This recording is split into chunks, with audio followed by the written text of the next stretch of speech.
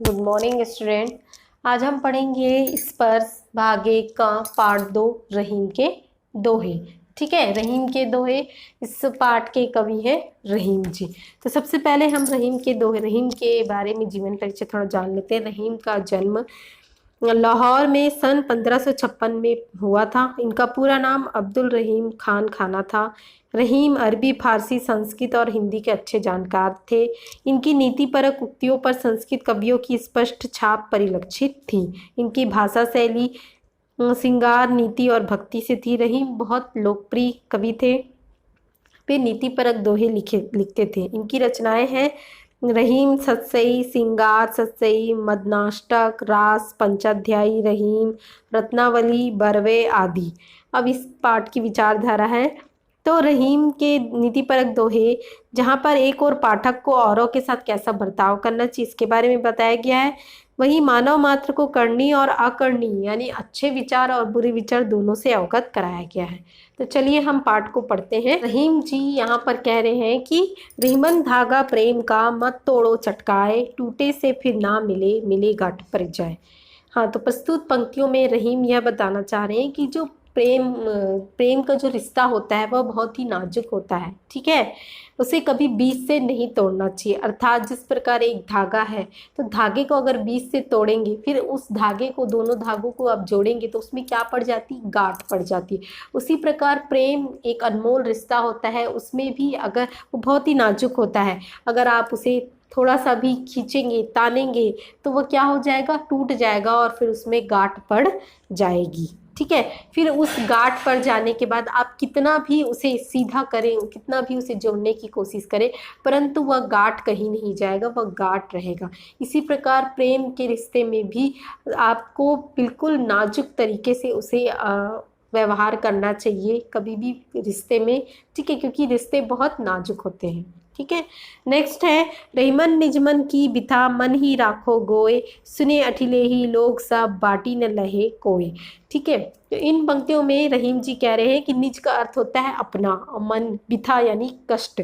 तो रहीम जी कह रहे हैं कि हमें हमेशा अपने मन की बातों को अपने मन में ही रखना चाहिए, कभी किसी के सामने बांटना नहीं चाहिए। क्यों? क्योंकि लोग क्या करते हैं, उस समय के लिए उन बातों को सुन लेते हैं, फिर कभी कुछ मतलब परेशानी आए तब वे क्या करते हैं, उन्हीं बातों का मजाक बनाने लगते हैं। यानी कि कहने का मतलब है, अगर कोई गरीब व्यक्ति है तो वो गरीबी में अपना जीवन जी रहा है। ठीक है, अचानक से, ठीक है, जब वो कष्ट में था तो सब लोग को अपना कष्ट बताता था, लेकिन अचानक से वह उसके जीवन में सुख की अनुभूति होती है, तब वही लोग जब उसकी बातों को, उसके कष्ट को देखते थे, वही लोग उस समय उसका मजाक बनाएंगे कि ये तो अभी अमीर हो गया है, उस समय तो बहुत गरीब था, उसकी हालात ऐसी थी। ठीक है, तो इसीलिए रहीम का कहना है कि हमें हमेशा अपने कष्टों को, अपने दुखों को, अपनी पीड़ा को हमेशा अपने मन में ही रखना चाहिए। नेक्स्ट है एके साधे सब सधे, सब साधे सब जाए, रहीमन मूल ही सींच बो, फूले फले अघाए। अब यहाँ पे रहीम जी कह रहे हैं कि हमें हमेशा एक ही कार्य को अच्छे रूप से, सही ढंग से करना चाहिए।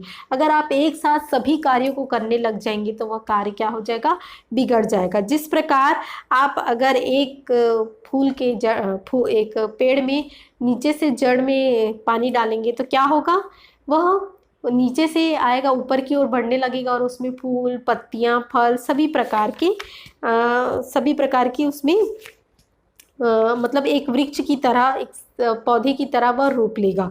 अर्थात धीरे धीरे उसमें सिंचाई करेंगे। एक साथ आप पानी डाल देंगे तो क्या हुआ, पौधा बढ़ पाएगा, नहीं बढ़ पाएगा। तो इसीलिए सिंचाई करना, पौधों में पानी देना एक तरीके से देना है। ठीक है, अर्थात अगर आपको कोई काम दिया गया है तो उस काम को मन लगा के अच्छे से करना चाहिए। ये नहीं कि आप इस काम को आधा किए फिर दूसरे काम में लग गए, तो ये गलत है। ठीक है, इसी चीज़ को कबीर यहाँ, रहीम यहाँ बताना चाह रहे हैं कि एक ही काम को सही ढंग से करना चाहिए। ठीक, नेक्स्ट है चित्रकूट में रमी रहे रहीमन अवध नरेश, जा पर विपदा पड़त है सो आवत यह देश। अब यहाँ पे रहीम जी कह रहे हैं कि चित्रकूट में राम रहे थे। ठीक है, अर्थात अवध नरेश को जब वनवास मिला था तो वो जंगल जंगल भटक रहे थे, उन पर विपत्ति आई थी, तब वे जंगल में रहे। तो कहने का मतलब है चित्रकूट में वही लोग जाते हैं जिन पर विपत्ति की सहने की क्षमता होती है। नेक्स्ट है दीर्घ दोहा अरथ के आखर थोरे आई, जो रहीम नटकुंडली सिमटी कूदी चढ़ी जाई।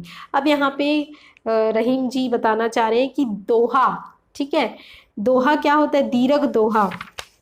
अब यहाँ पे रहीम जी बता रहे हैं कि जो दोहा होता है, ठीक है, दोहे क्या होते हैं जिसमें बहुत कम शब्द होते हैं, ठीक, तो दोहों में कम शब्द होते हैं लेकिन उनके अर्थ बहुत बड़े होते हैं, ठीक है।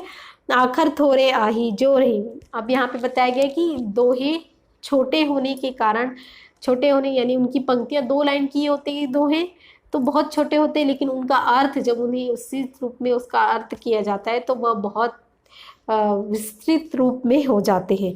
तो उसी प्रकार यहाँ बताया गया है कि जिस प्रकार नट, ठीक है, जब अपना खेल दिखाता है तो वह किस प्रकार अपने शरीर को छोटे से रूप में मोड़ लेता है। अब यहाँ नट से तात्पर्य है सांप की जो कुंडली होती है उसी के बारे में बताया गया है। अब यहाँ कुंडली से तात्पर्य, जिस प्रकार देखिए सांप का जब नृत्य होता है तो वो पूरा फैल के होता है, फैल के नृत्य करता है, लेकिन जब वही चीज़ जब वह उस छोटे से घर में जब समाता है, ठीक है, कुंडली मार के जब वो बैठता है तो वो एकदम छोटा सा हो जाता है। तो उसी चीज़ को कहा गया है कि दोहा भी क्या होता है, जब उसके शब्द छोटे छोटे होते हैं लेकिन जब उसे विस्तृत रूप में किया जाता है, जब उसका अर्थ बताया जाता है तो वह एकदम विस्तृत रूप में हो जाता है। नेक्स्ट है धनी रहीम जल पंख को लघु जियत, जिय पियत अघाय, उधती बड़ाई कौन है जगत पियासो जाए। अब यहाँ पे रहीम जी कह रहे हैं कि जिस प्रकार कीचड़ के जल में कमल खिलते हैं, ठीक है, कीचड़ के जल में थोड़े से ही पानी से बहुत सारे जीव जीवित रहते हैं, कीचड़ के जल में बहुत सारे जीव जीवित रहते हैं।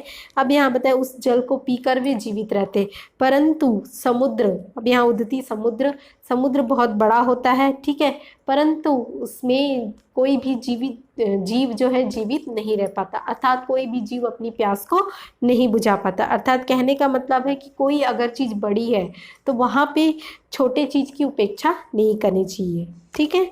नेक्स्ट है नाद रीजी तन देत मृग नर धन हेत समेत, ते रहीम पशु से अधिक रिझहु कछु न देत। अब यहाँ पे रहीम जी बता रहे हैं कि मृग हिरण, ठीक है, संगीत को सुनकर अपने शरीर को निछावर करने पर भी आतुर हो जाता है, अर्थात अपने शरीर का त्याग करने के लिए भी, संगीत के लिए अपने शरीर का त्याग करने को भी तैयार रहता है। उसी प्रकार कई मनुष्य ऐसे होते हैं जो किसी भी चीज़ के लिए त्याग करने की भावना उनमें होती है, परंतु कुछ मनुष्य ऐसे ही पशु के समान होते हैं जो मेरा मेरा कहते हैं, ठीक है, जो किसी भी चीज़ को छोड़ नहीं सकते। नेक्स्ट है बिगड़ी बात बने नहीं लाख करो किनकोए, रहीमन फाटे दूध को मथे न माखन होए। अब यहाँ पे रहीम जी कह रहे हैं कि कोई भी बात अगर एक बार बिगड़ जाए तो उसे आप कितना भी सही करने का प्रयत्न करो, लाख उपाय कर लो, लाख जतन कर लो, फिर भी वह काम सही नहीं हो पाएगा। जिस प्रकार दूध के फटने पर उससे माखन नहीं निकलता, अर्थात अगर कोई भी चीज़ एक बार बिगड़ जाती है तो उसे सुधारने के लिए आपको बहुत सारे कष्ट तो होंगे, साथ में आपके उपाय बिल्कुल सक्सेस होंगे इसकी भी कोई गारंटी नहीं है। हाँ, उन उपायों से आपको थोड़ा बहुत फायदा हो जाएगा। राखिए बिनु पानी सब सून, पानी गए ना उबरे मोती मानुष सुन। अब यहाँ पे रहीम जी कह रहे हैं कि जिस प्रकार पानी के बिना सब चीज़ व्यर्थ है, जिस प्रकार पानी क्या होता है, सफ़ेद होता है, वो किसी में भी घुलकर अपनी एक अलग विशेषता बना लेता है, ठीक है, उसी प्रकार मनुष्य को भी होना चाहिए, पानी की तरह हमेशा विनम्र होना चाहिए, नम्र होना चाहिए। अब यहाँ पे रहीम जी बता रहे हैं कि जिस प्रकार पानी के बिना आटा क्या नम हो सकता है, नहीं हो सकता। क्या मोती, पानी के बिना मोती की चमक हो सकती है, नहीं हो सकती।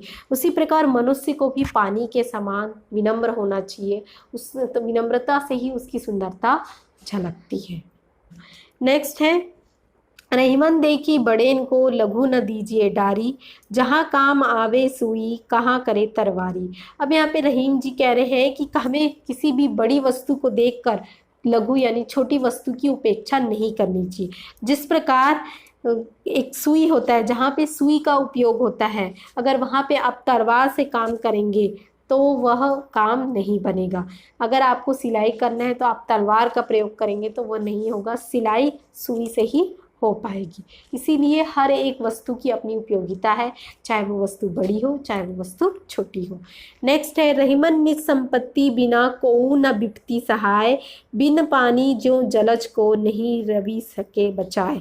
अब यहाँ पे रहीम जी कह रहे हैं कि हमें अपने पास क्या होना चाहिए, संपत्ति होना चाहिए। ठीक है, अपनी संपत्ति को हमेशा बचाकर रखना चाहिए, क्योंकि वह संपत्ति हमारी विपत्ति में सहायता करेगी।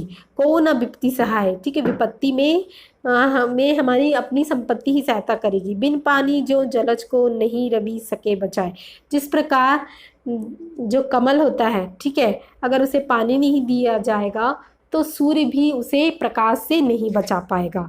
ठीक है, तो हमें हमेशा अपनी संपत्ति का क्या करना चाहिए, ध्यान रखना चाहिए। नेक्स्ट है, रहीमन पानी राखिए बिन पानी सब सून, पानी गए ना उबरे मोती मानुष चुन। अब यहाँ पे रहीम जी कह रहे हैं कि अब यहाँ पे रहीम जी बताने का प्रयत्न कर रहे हैं कि जिस प्रकार हर एक वस्तु की अपनी उपयोगिता होती है, जिस प्रकार बिना आटे के मतलब बिना पानी के आटे का कोई अस्तित्व नहीं है, अर्थात बिना पानी के क्या आप आटे को मिला सकते हैं, उसकी लोई बना सकते हैं, नहीं। उसी प्रकार मनुष्य के लिए क्या बिना मोती के आप माला बना सकते हैं, नहीं। उसी प्रकार यहाँ पे रहीम जी बता रहे हैं कि हर एक वस्तु की अपनी उपयोगिता होती है। ठीक, इस प्रकार हमारा ये चैप्टर कंप्लीट होता है। प्रश्न अभ्यास में कुछ प्रश्न दिए गए हैं। प्रेम का धागा टूटने पर पहले की भांति क्यों, क्योंकि प्रेम का धागा बहुत अनमोल होता है। अगर उस प्रेम के धागे में अगर थोड़ी सी भी दरार आ जाती है तो वह टूट जाता है। अर्थात जिस प्रकार एक धागे के टूटने पर अगर हम उन दोनों धागों को जोड़ेंगे तो वो उसमें गांठ पड़ जाती है। हमें अपने दुख दूसरों पर क्यों नहीं प्रकट करना चाहिए, हमें अपना दुख दूसरों से इसलिए प्रकट नहीं करना चाहिए क्योंकि कभी वही हमारे हंसी का पात्र बन जाते हैं। ठीक है, रहीम ने सागर की अपेक्षा पंकजल को धन्य क्यों कहा है, क्योंकि रहीम ने सागर की अपेक्षा पंकजल को इसलिए धन्य कहा है क्योंकि पंकजल में बहुत सारे जीव जंतु जीवित रहते हैं परंतु सागर के जल में जीवित नहीं रहते हैं। इस प्रकार हमारा ये चैप्टर कंप्लीट होता है। Thank you.